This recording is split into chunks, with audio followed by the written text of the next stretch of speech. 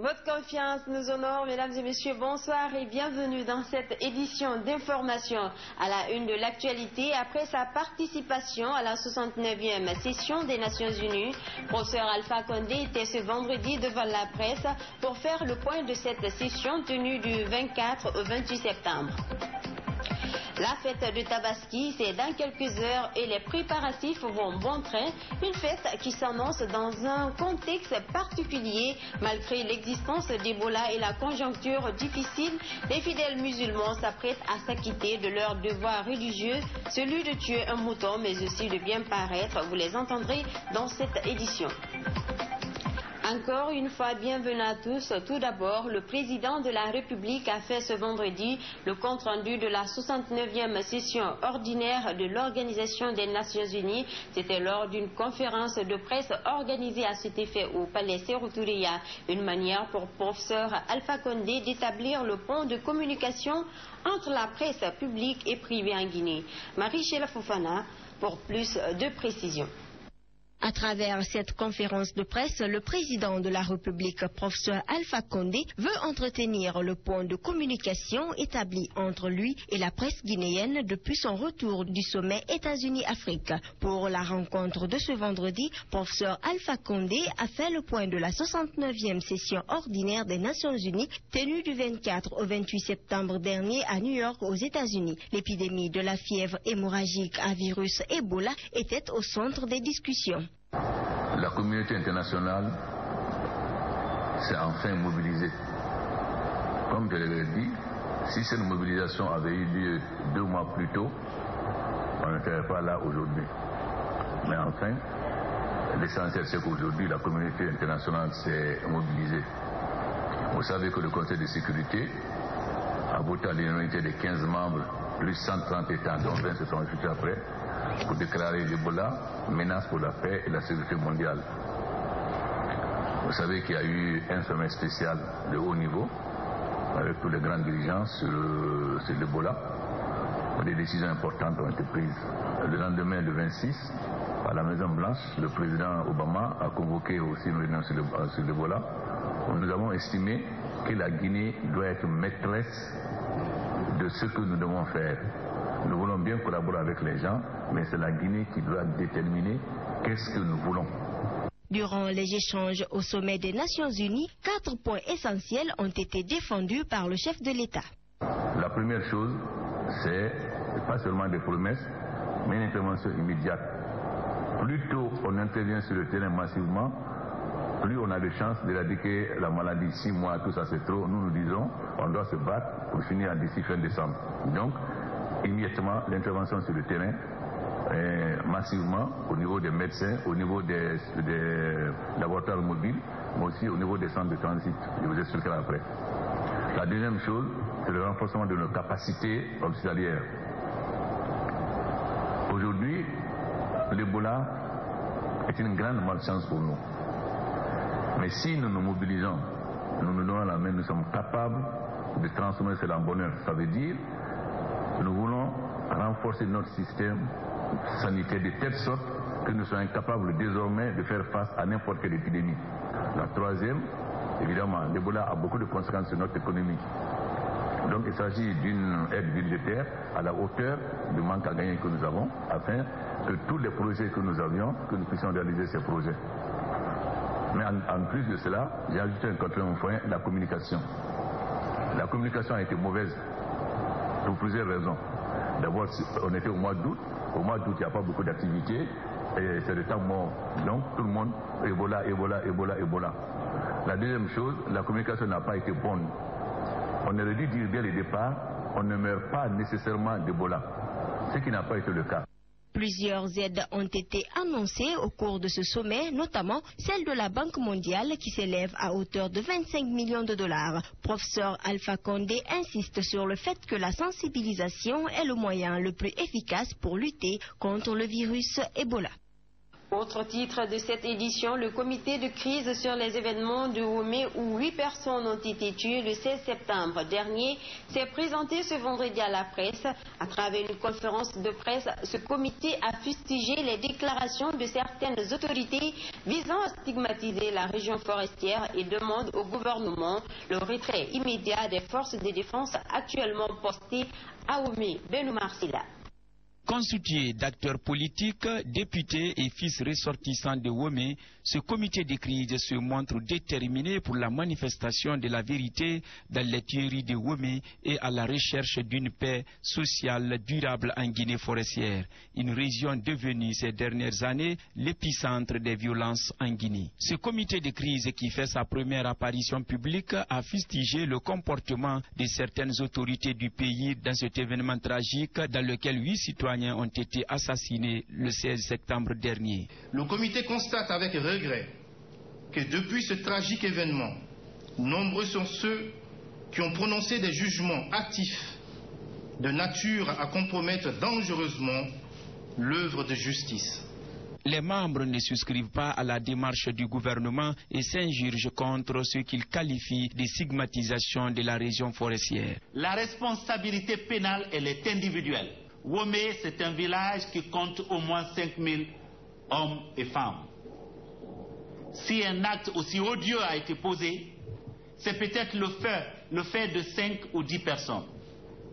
On ne saurait condamner 5000 personnes pour un crime qui aurait été commis par 5 ou 10 personnes. Je ne souscris pas à la démarche du gouvernement, je ne souscris pas aux déclarations du ministre de la Communication, du ministre de la Santé et encore moins de celles des membres du gouvernement. Mais cette stigmatisation communautaire, nous l'avons vécue ici en 2010.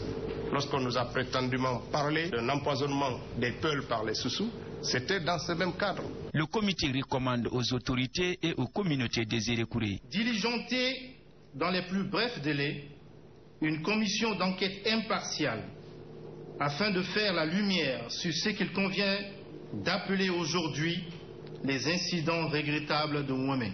Ordonner immédiatement le retrait et sans condition des forces de défense actuellement postées à Womé.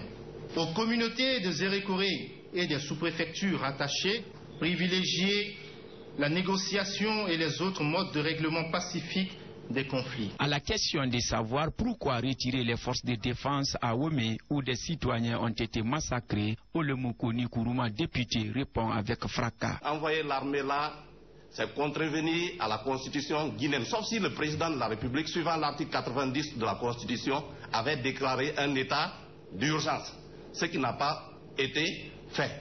L'inquiétude est aujourd'hui grande en Guinée sur l'avenir de la région des Érékouré, devenue le théâtre de violences de toutes sortes, en quand une paix sociale durable dans cette partie du sud de la Guinée. La fièvre hémorragique à virus Ebola continue toujours de faire des victimes en Guinée. À Dixine, tout le monde est conscient de l'existence de cette maladie et les populations de cette localité entendent respecter toutes les dispositions appropriées pour éradiquer complètement ce virus du pays. Bandou Camara. La fièvre hémorragique à virus Ebola au centre des préoccupations des populations de Conakry. À Dixine Mosquée, tous se sont réunis pour lutter contre ce virus qui continue de faire des victimes dans notre pays. Selon certains habitants de ce quartier, il est impératif de respecter les mesures d'hygiène pour chasser Ebola en Guinée. Les gens sont informés et chacun essaie de faire comme il peut, d'éviter ce que les gens disent, c'est-à-dire d'éviter de faire ce qui n'est pas normal par rapport à Ebola. Je veux dire aller dans les hôpitaux et puis voilà. Chacun doit payer un truc pour les mains et éviter de se frotter à tout le monde. Le chef de quartier adjoint pour sa part invite les populations à resserrer les rangs en observant toutes les règles d'hygiène pour vaincre cette maladie et demande aux autorités de s'impliquer davantage dans la sensibilisation des populations à tous les niveaux. Oui, je suis informé de la situation Ebola parce que nous avions tenu beaucoup de formations sur Ebola. Donc, dans cette formation, ils nous ont appris que vraiment, bel et bien, Ebola vit en Guinée. Donc, à toute personne de prendre des dispositions ou des mesures contre Ebola. Personne n'est en marge dans la lutte contre ce virus qui continue de faire des victimes dans notre pays. Certains ateliers de couture dans lesquels nous nous sommes rendus et les salons de coiffure l'on constate un respect rigoureux des mesures préventives indiquées par les autorités sanitaires contre Ebola. C'est exactement de faire le minimum que possible pour qu'on puisse faire quitter cette maladie dans notre société, dans notre très chère la Guinée. Donc que ce soit le gouvernement, que ce soit les pères de famille, tout le monde est inclus, tout le monde peut faire son maximum. Ebola, c'est une maladie qui est très dangereuse. On a beaucoup de choses là-bas. Eau de Javel, si les clientes viennent, tu laves tes mains avec eau de Javel. Ce que je veux dire à autres salons, pour faire déposer les choses, les eaux de Javel, pour les clientes, pour les apprentis qui sont ici encore. Pour vaincre Ebola, il est nécessaire, voire obligatoire, de respecter les règles d'hygiène appropriées en rendant notre environnement propre. L'information, c'est aussi le port de Boussora qui accueillait chaque semaine des commerçants venus de la Sierra Leone et de la Gambie qui ne rapportent plus à l'État, ce à cause de la fermeture des frontières maritimes suite à l'arrivée de la fièvre hémorragique à virus Ebola en Guinée et en Sierra Leone. Idiat Diallo. Situé dans la commune de Matam, le port de Boussora est l'un des plus importants de la Guinée. Ce port commercial et de transport maritime est devenu un véritable réseau de commerce entre la Guinée, la Sierra Leone, la Gambie, les îles de Kabak et Kakossa dans la préfecture de Forikaria. Mais depuis l'arrivée de la fièvre hémorragique à virus Ebola en Guinée, ce port a perdu sa rentabilité. La fermeture n'est pas bonne pour nous réellement, même pour le gouvernement, c'est pas bon pour l'économie. Ça joue sur l'économie et ça joue sur la population. Parce que moi, seul moi qui suis devant vous comme ça, là, je représente des centaines. Donc, c'est pas bon pour nous, ça nous fatigue. Nos mohammeds sont cherchés. Dans ce port, on importait et exportait des produits comme l'oignon, le gari, les plastiques, les arachides et les habits. Aujourd'hui, à cause de la fermeture des frontières maritimes entre la Guinée et la Sierra Leone, ce port rencontre assez de difficultés. Nous qui sommes des débarcadeurs, actuellement ça ne va pas au port ici. Et c'est pas facile parce qu'on ne gagne même plus à manger. Nous souffrons actuellement, le port ne marche plus comme dans le passé.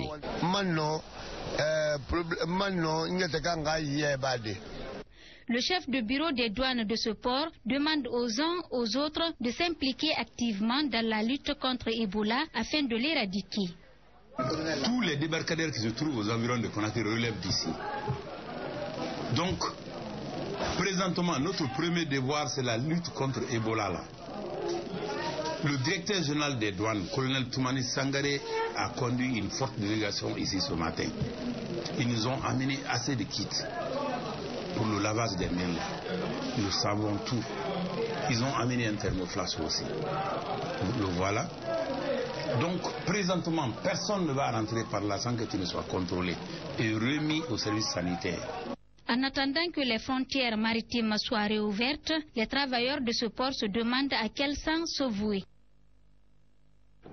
Ebola, on en parle encore dans cette édition. Il fait peu à peu taire les querelles et mobilise les Guinéens et le monde autour de lui. Le virus Ebola fait des ravages économiques et sociaux dus notamment au scepticisme des uns et aux faibles méthodes de communication dans les zones reculées.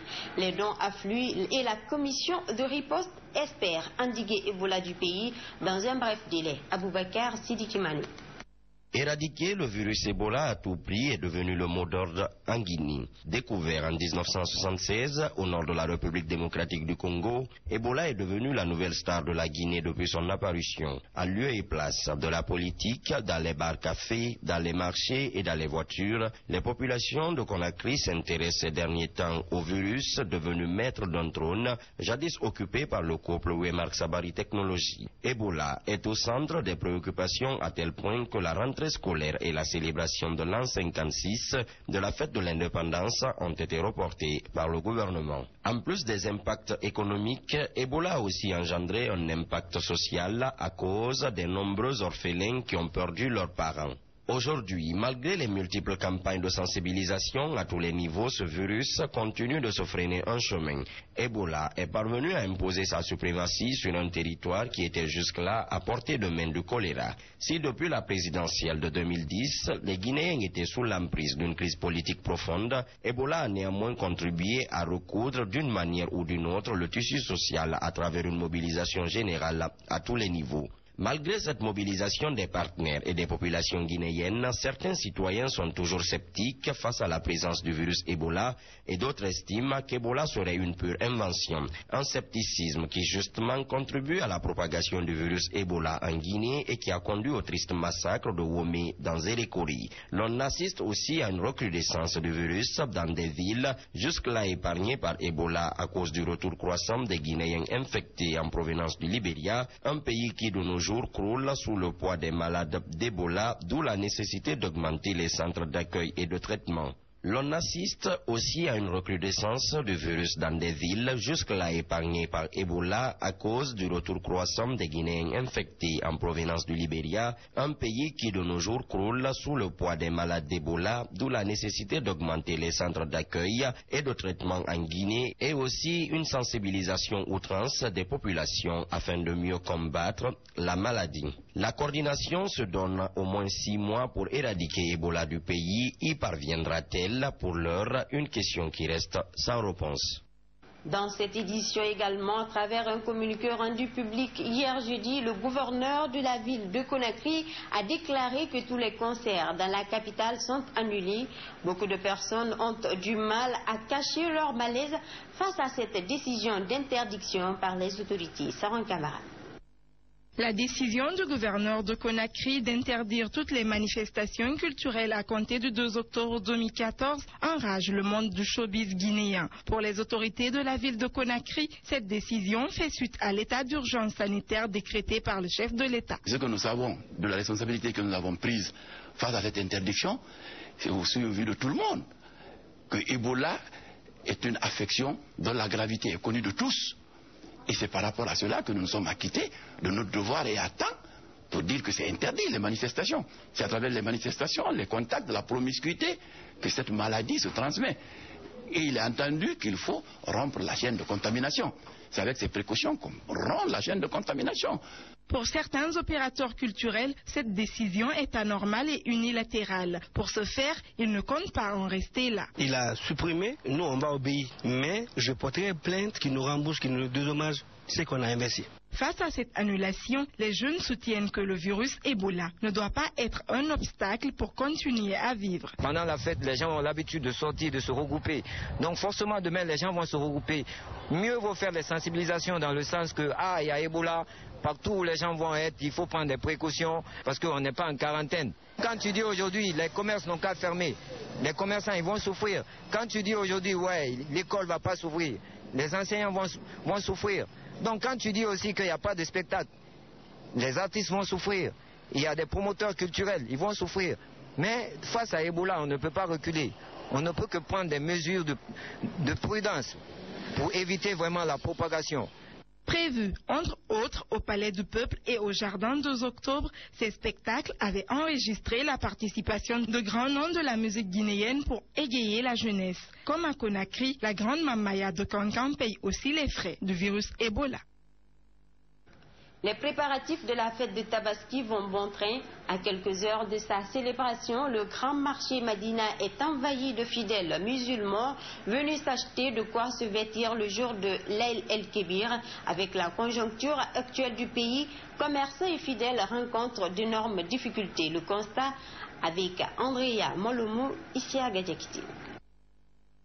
À quelques heures de la fête de Tabaski, les commerçants semblent confrontés à des difficultés, dont entre autres la rareté de la clientèle et la cherté des habits. À l'origine, la fièvre hémorragique à virus Ebola qui sévit dans le pays depuis le début de cette année. Nous sommes là, mais pas d'achat. Les mamans avaient acheté pour les enfants, mais n'ont pas de moyens. C'est aussi à coïncider avec la maladie du virus Ebola. On n'a pas de marché. Un avis partagé par cette autre marchande, nostalgique des années précédentes, qui selon elle ont été bénéfiques et rentables. Les habits coûtent très cher cette année. Les prix des marchandises ont grimpé et quand tu parles, on te dit que le dollar a augmenté. Les prix sont trop chers cette année, explique ce client. Avant, quand on paie des maillots ici, c'était à 30 000 avant. Mais en l'air là, le matin, moi je viens de demander que son maillot c'est 70 000 à 60 000. Parce que comme il n'y a pas de marché, s'il les vend à 30 000, il n'y a pas de bénéfice. Maintenant, s'il vend à 60 000, là-bas, là où il paye les balises, là-bas c'est très difficile. Avant, il payait là-bas à 300 000, 500. Maintenant, là, c'est divisé jusqu'à 1 million. La fête de Tabaski trouve les Guinéens dans une conjoncture qui ne dit pas son nom, sans oublier le virus Ebola qui affecte les secteurs d'activité dans le pays. Malgré cette conjoncture, des fidèles musulmans parviennent tout de même à s'acquitter de leur devoir religieux, celui d'immoler un mouton comme le recommande la religion musulmane. Salimata Diallo. À chaque fête de Tabaski, les fidèles musulmans se font l'obligation de remplir leur devoir religieux qui est celui d'immoler un mouton. L'histoire nous a enseigné qu'Abraham était sur le point de sacrifier son fils unique Ismaël juste pour adorer Dieu. Et celui-ci, en guise de récompense, envoie l'ange Gabriel qui place en quelques secondes un mouton à la place de son fils Ismaël pour que celui-ci ne soit pas sacrifié. Je viens justement acheter le bélier pour m'apprêter à accomplir également ce devoir religieux. Les vendeurs se plaignent du manque de clients qui serait dû à la conjoncture. La plupart de ceux qui viennent jouent aux touristes. Ça fait très longtemps que nous ne gagnons pas des clients qui payent beaucoup de moutons à la fois comme d'habitude. C'est le manque d'argent qui fatigue la population. Les clients se disent étonnés du prix de ces moutons cette année car l'année dernière ils coûtaient moins cher. Je suis venu sur le marché, à mon fort étonnement, les prix sont très élevés. Les vendeurs demandent donc l'assistance du gouvernement pour pallier aux nombreuses difficultés qu'ils rencontrent dans cette activité. Nous n'avons jamais eu de vétérinaire pour soigner nos moutons.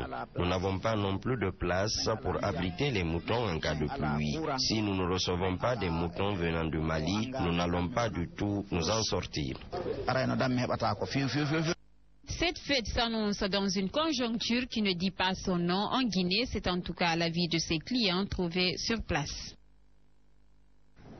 Faciliter l'accès au bétail ou à la viande de bœuf est l'objectif cette année des bouchers marchands de bétail pour la fête de Tabaski. Pour ce faire, ils ont envoyé une grande quantité pour inonder le marché. Malgré ces efforts, les bouchers et marchands de bétail se plaignent de tracasseries policières. Lansana Traoré. Depuis l'approche de la fête de Tabaski, les bouchers et vendeurs de bétail se sont mobilisés pour offrir aux fidèles musulmans de la viande de bœuf. On a appelé dans toutes les régions, tous les commerçants de bétail qui sont dans la région, d'amener la bête pour la fête de Tabaski. On n'a pas assez de bœufs, maintenant on a assez de bœufs. Ah, ça ne finit même pas. On n'a pas exagéré le prix de la viande, on n'a pas augmenté, toujours 70 000 le kilo. On n'augmente pas le prix. Le bœuf aussi, ça dépend de grandeur de le bœuf. Il y a des bœufs de 2 millions, bœufs de 2 millions 500, bœufs de 3 millions, bœufs de 4 millions. Ça dépend de grandeur de bœuf. On prie à Dieu que la maladie là quitte en Guinée ou ailleurs.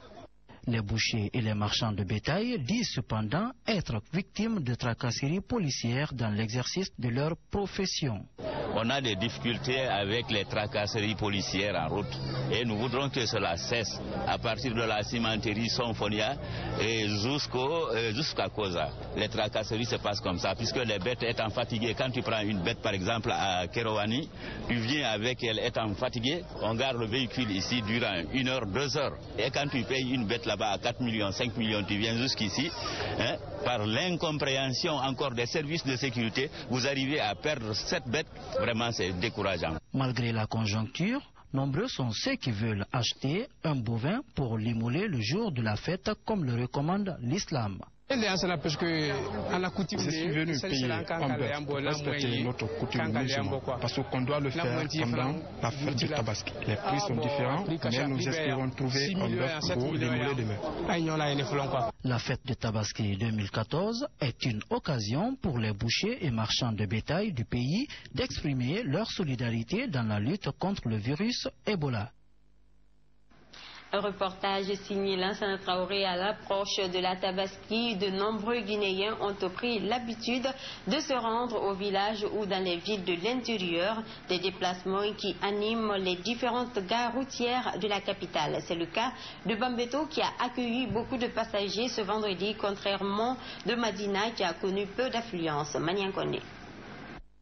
L'ambiance était de taille ce vendredi matin à la gare routière de Bambeto. Partout, ce sont des passagers qui s'embarquent ou des véhicules qui prennent leur départ pour l'intérieur du pays. L'objectif principal de ces voyageurs est de fêter la Tabaski avec les parents. À Mamoun, ça nous permet de retrouver les amis d'enfance, les parents et beaucoup d'autres connaissances encore. Vraiment, surtout voir le niveau de travaux pour l'indépendance là. Ce déplacement massif des citoyens est une occasion pour les chauffeurs de se renflouer les poches. C'est pourquoi ce vendredi, les passagers disent être confrontés à l'augmentation brusque des frais de transport, une situation qui les met mal à l'aise.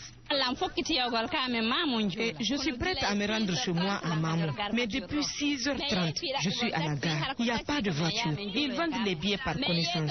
D'autres vendent les billets à 55 000, 65 000 ou 70 000. Même si c'est un petit sac que tu as avec toi, on te fait payer. Les passagers souffrent vraiment. Nous demandons de l'aide. Ils ont multiplié le tarif des transports par 2. À Mamou, d'habitude, avec les minibus, c'est 50 000. Aujourd'hui, ils nous disent 70 000, le tronçon. Vraiment, si l'État guinéen ne met pas des bus en marche pour soulager ses concitoyens, vraiment, les gens vont souffrir, quoi. L'accusation est rejetée par Ibrahim Asso, un chauffeur de la dite gare routière. Selon lui, aucun prix n'a changé. Nous, on n'augmente pas le prix. D'ici à Mamou, c'est 66 000. Demandez tous les passagers qui se trouvent à bord de ma voiture. Il y a même un gendarme à bord. Cependant, si à la gare routière de Bambeto, des passagers affluent, il n'en est pas de même à la gare routière de Madina. Ici, plusieurs véhicules sont quasiment vides et des passagers rares. Les chauffeurs parlent de conjonctures difficiles. Je veux voyager, mais il n'y a pas de passagers. C'est la cherté de la vie qui fait ça. Avant, ce sont des passagers qui venaient vers nous. Maintenant, c'est le contraire. Fêter la Tabaski au village ou dans les villes de l'intérieur du pays est une préférence pour bien des citoyens. Mais il faut reconnaître que dans les gares routières fréquentées, les citoyens déplorent le manque de dispositifs efficaces pour se protéger contre l'épidémie à virus Ebola. Direction l'intérieur du pays, la fête anniversaire de l'indépendance nationale de cette année aura été un jour exceptionnel en Guinée. La célébration de l'an 56 n'a pas pu se tenir à cause du virus Ebola dans le pays. À Mamou, ville choisie cette année, l'événement s'est résumé par le dépôt des gerbes de fleurs au bataillon autonome de la ville Carrefour. La cérémonie a été présidée par le gouverneur de la région administrative de Mamou, Abdourahmane Ba, Youssouf Diaby. L'événement de cette année, qui marque l'an 56 de l'accession de la Guinée à son indépendance, a été placé sous le signe de souvenir aux héros de la libération de la Guinée de 60 ans de colonisation française. À Mamou, cette journée historique a été marquée par le dépôt de la gerbe de fleurs à la résidence des corps constitués. Le geste est exécuté par le gouverneur et le préfet de la ville Carrefour.